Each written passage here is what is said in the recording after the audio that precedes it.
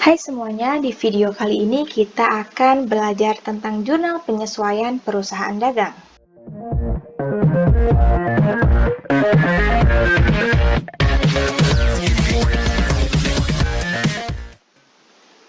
Nah, setiap akhir periode atau akhir tahun, suatu perusahaan itu diwajibkan menyusun laporan keuangan untuk disampaikan kepada pihak-pihak yang membutuhkan laporan keuangan. Nah, dalam menyusun laporan keuangan, suatu perusahaan ini harus terlebih dahulu membuat kertas kerja sebagai pertolongan untuk mempermudah penyusunan laporan keuangan. Nah, penyusunan kertas kerja ini diawali dengan membuat jurnal penyesuaian untuk menyesuaikan kondisi aset, liabilitas, ekuitas agar sesuai dengan keadaan yang sebenarnya pada setiap akhir periode. Nah, jadi pada video kali ini kita akan bahas tentang jurnal penyesuaian. Jurnal penyesuaian atau adjustment journal ini dibuat agar informasi yang dimunculkan pada akun-akun yang ada benar-benar baru dan mencerminkan keadaan aset, utang, modal, pendapatan, dan beban yang sebenarnya pada setiap akhir periode. Terdapat satu kasus penyesuaian pada perusahaan dagang yang tidak terdapat pada perusahaan jasa, yakni penyesuaian persediaan barang dagangan. Ada dua metode pencatatan persediaan barang dagangan. Yang pertama adalah metode ikhtisar laba rugi, yang kedua adalah metode harga pokok penjualan. Pertama, penyesuaian persediaan barang dagangan metode ikhtisar laba rugi. Pencatatannya untuk ayat jurnal penyesuaian metode ini yaitu ikhtisar laba rugi di debit, persediaan barang dagang awal di kredit, persediaan barang dagang akhir di debit, ikhtisar laba rugi di kredit.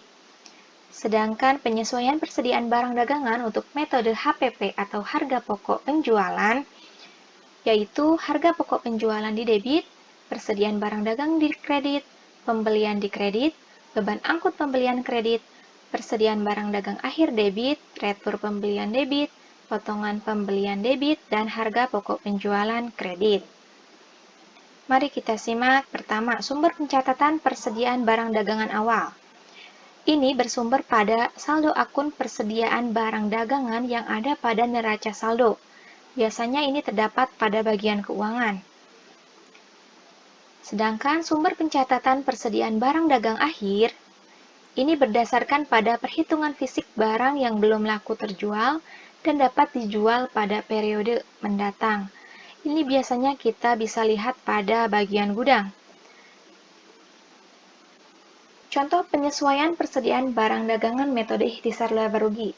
Di neraca saldo bagian keuangan terdapat akun persediaan barang dagangan sebesar 13 juta rupiah.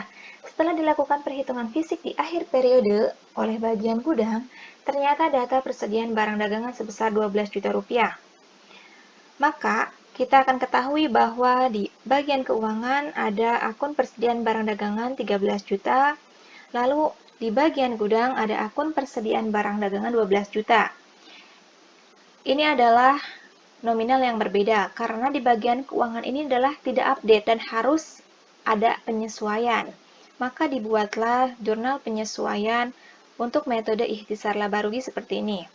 Pertama, untuk menutup persediaan barang dagang di bagian keuangan yang 13 juta ini kita akan pindahkan ke sisi kredit. Ketika debit ketemu kredit, maka akan 0. Maka persediaan barang dagang awal akan berada di sisi kredit. Ini untuk memunculkan ikhtisar laba rugi di debit. Selanjutnya, untuk memunculkan data persediaan barang dagang yang update, yang terbaru atau sisa, ini ada di debit 12 juta, maka akan dimunculkan di debit 12 juta dan dimunculkan juga ikhtisar laba rugi di kredit. Lalu harga pokok penjualan atau HPP, harga pokok penjualan ini merupakan harga dasar yang dikorbankan seorang penjual untuk membeli barang yang akan ia jual kembali.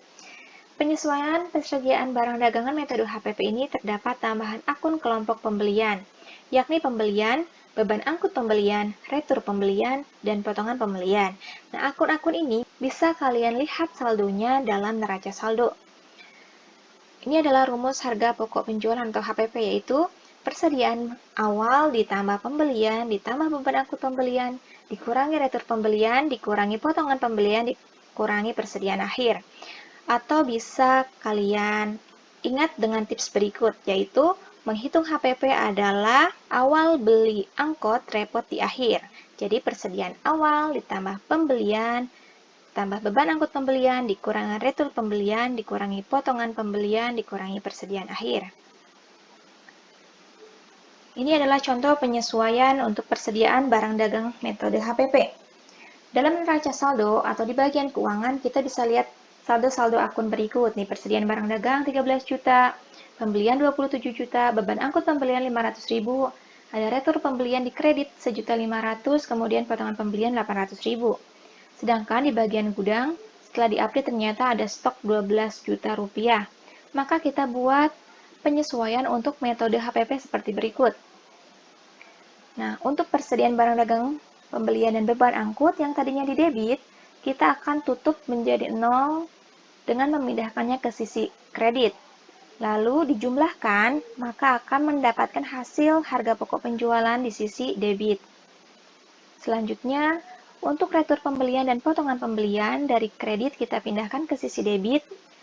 Ini untuk menolkan retur pembelian dan potongan pembelian, dan persediaan barang dagang yang update di debit 12 juta dipindah ke debit, lalu dijumlahkan akan muncul harga pokok penjualan di sisi kredit.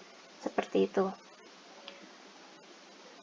Nah, adapun untuk penyesuaian pada kasus yaitu beban yang masih harus dibayar, pendapatan yang masih harus diterima, penyusutan aktiva tetap, beban dibayar di muka, pemakaian perlengkapan, dan pendapatan diterima ini, pengerjaannya itu sama dengan penyesuaian pada perusahaan jasa yang kalian kerjakan di semester 1. Nah, ingat kembali untuk ayat jurnal penyesuaian. Beban yang masih harus dibayar, rumusnya beban di debit, utang di kredit. Lalu pendapatan yang masih harus diterima, piutangnya di debit, pendapatannya di kredit. Untuk penyusutan aktiva tetap, beban penyusutannya debit, akumulasi penyusutannya kredit. Untuk beban dibayar di muka, jika dicatat sebagai harta, maka yang ditulis yang terpakai, yaitu beban debit dulu, kemudian harta di kredit. Jika dicatat sebagai beban, yang ditulis adalah yang tersisa atau yang belum terpakai. Rumusnya, harta dulu di debit, kemudian beban di kredit. Untuk pemakaian perlengkapan, jika dicatat sebagai harta, maka dicatatnya yang terpakai, yaitu beban perlengkapan di debit, perlengkapan di kredit. Sedangkan jika dicatat sebagai beban, tulisnya adalah yang tersisa atau yang belum terpakai, yaitu perlengkapan dulu di debit, kemudian bebannya di kredit. Kemudian pendapatan diterima di muka, jika dicatat sebagai hutang atau yang sudah menjadi hak, itu rumusnya titik-titik diterima di muka di debit, kemudian pendapatan titik-titik di kredit. Jika dicatat sebagai pendapatan yang belum menjadi hak, maka rumusnya adalah pendapatan titik-titik di debit, titik-titik diterima di muka di kredit. Kita akan latihan soal tentang jurnal penyesuaian perusahaan dagang. Ini adalah neraca saldo PD Makmur, kemudian ada data penyesuaian per 31 Desember 2020 yang dimiliki PD Makmur sebagai berikut. Ada 6 soal, kita akan bahas satu persatu. Soal yang pertama yaitu persediaan barang dagangan 31 Desember 2020 sebesar 52.600.000. Nah, jika menggunakan metode ikhtisar laba rugi, maka ayat jurnal penyesuaiannya ikhtisar laba rugi di debit, kemudian persediaan barang dagang awal di kredit, persediaan barang dagang akhir di debit, ikhtisar laba rugi di kredit. Ini adalah saldo persediaan barang dagang awal yang ada di neraca saldo. Kemudian 52.600.000 ini adalah saldo pada soal yang di akhir periode. Selanjutnya, jika menggunakan metode harga pokok penjualan, maka ayat jurnal penyesuaiannya harga pokok penjualan di debit sebesar 468 juta. Ini dari hasil persediaan barang dagang awal yang ada di neraca saldo sebesar 43.500.000 rupiah. Kemudian pembelian yang ada di neraca saldo 424.500.000 rupiah. Dijumlahkan menjadi HPP di debit. Kemudian retur potongan ini adanya di neraca saldo, kalian tinggal masukkan persediaan barang dagang akhir ini yang ada pada soal, kemudian dijumlahkan menjadi harga pokok penjualan di kredit. Selanjutnya soal nomor 2. Ada penyusutan peralatan toko tahun 2020 sebesar 10%. Kita lihat akun peralatan toko pada neraca saldo sebesar 99 juta. Maka penyusutan tahun 2020 untuk peralatan toko dihitung sebagai berikut. Penyusutan peralatan toko itu sama dengan 10% dikali 99 juta rupiah. Maka dapat hasilnya adalah 9.900.000. Maka ayat jurnal penyesuaiannya yaitu beban penyusutan peralatan toko di debit 9.900.000, lalu akumulasi penyusutan peralatan toko di kredit 9.900.000. Contoh soal yang ketiga, untuk penyusutan gedung dan kendaraan tahun 2020 sebesar 15%. Maka kita lihat saldo akun gedung pada neraca saldo ada 180 juta. Maka untuk penyusutan gedung 15% dikali 180 juta, yaitu 27 juta. Sedangkan kendaraan, neraca saldo itu 150 juta.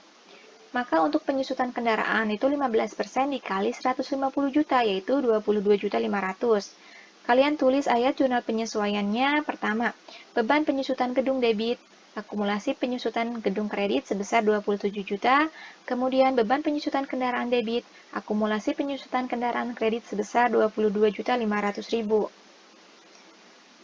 Contoh soal yang keempat, beban asuransi untuk masa 1 tahun yang dibayar pada 1 September. Kita lihat dalam neraca muncul akun beban asuransi sebesar 6 juta rupiah.